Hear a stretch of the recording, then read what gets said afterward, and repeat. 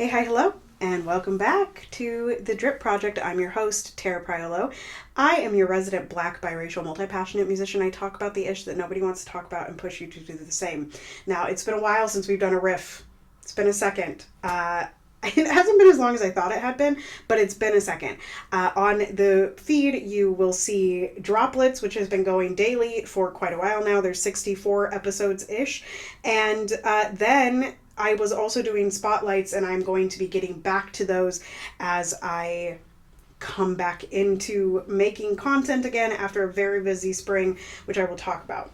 All right, so today I wanted to talk about my new branding. You heard my new intro. I've been using the same intro for years and years and years and years, saying white facing biracial, and I wanted to talk about why I changed that. I've been thinking about it for a while, and I also introduced on Instagram my new brand that I've been using it for probably circa like 8-10 months now, but hadn't really done a big intro. So this is a branding specific episode. If you're interested, stay here. Okay, stay here. All right, so Black biracial, why did I change it? If you have followed me for a long time on Instagram, there was a time in my stories where I was like, I want something other than white facing in my intro, because white facing is still centering the whiteness as opposed to centering my blackness and my biraciality, which is what I feel most pulled to. So I had thought, and I couldn't ever find anything. And the whole reason I had white facing instead of white presenting or anything like that. So white passing, you'll hear that thrown out a lot about biracial people. And the reality is that is something that was happening in the 1900s, where people that were light, like me, were passing as white and choosing to pass as white and ignoring their other racial heritage in order to get ahead. And so that's not a great spot. And white presenting is an interesting term to me because it does get thrown around. But to me, being as light as I am and still getting thrown out of white spaces because I'm not white enough, you know what I'm saying? So white presenting never felt good. So white facing felt good for a long time because I do talk to white people about these issues and race and all of the things that make me, etc. And so white facing was facing white people. That's what it was. But again, it was still centering whiteness. It was still centering that conversation around whiteness.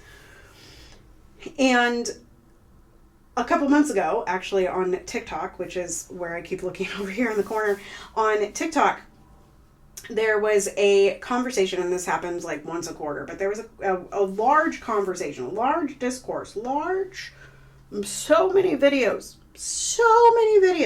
made about this creator named Han, and she's biracial, and so there's this whole biracial discourse that happened.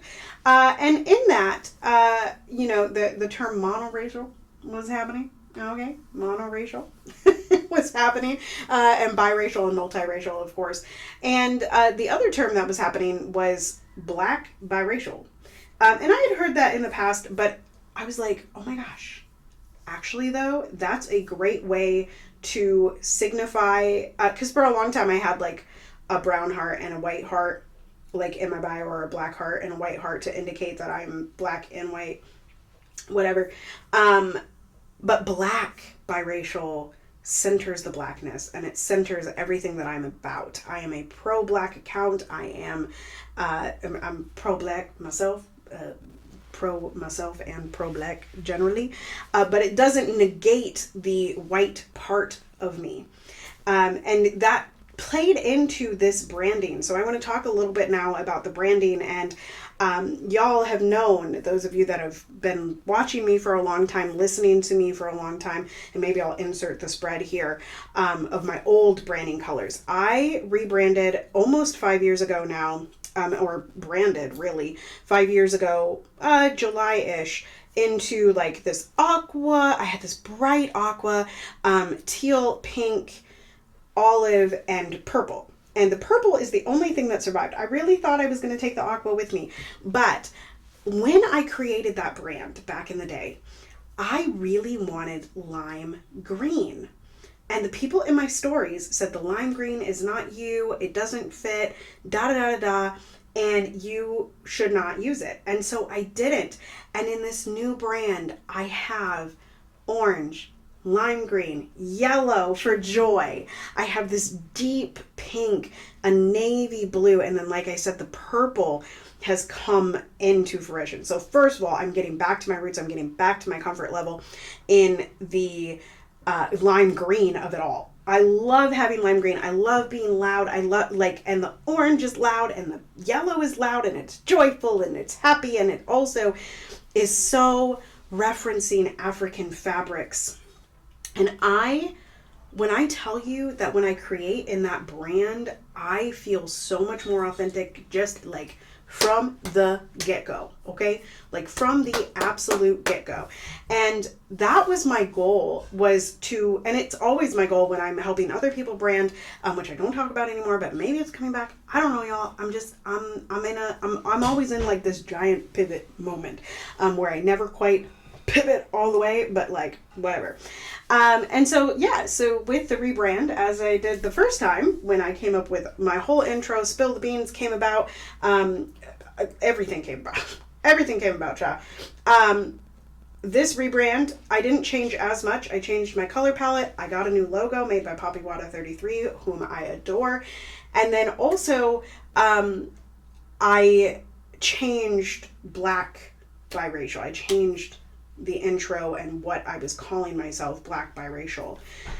And it feels like home, y'all. And that's how you know you done did it. It feels comfortable. It makes me want to create. It makes me want to go to the computer. I don't feel like I have to force anything. It's just me. So anyway, that is a riff on branding. We've been here for a second. It's 7 minutes. Yeah, we've been here for 7 minutes on Black biracial branding, and there's more to come. Continue to be anti-racist, be safe, wear a mask, make good trouble, do good work. I love y'all hardcore. Joy is our revolution. Step into it, belong to it, walk in it today, wherever you're listening. And I will not see you, but you'll hear me next time.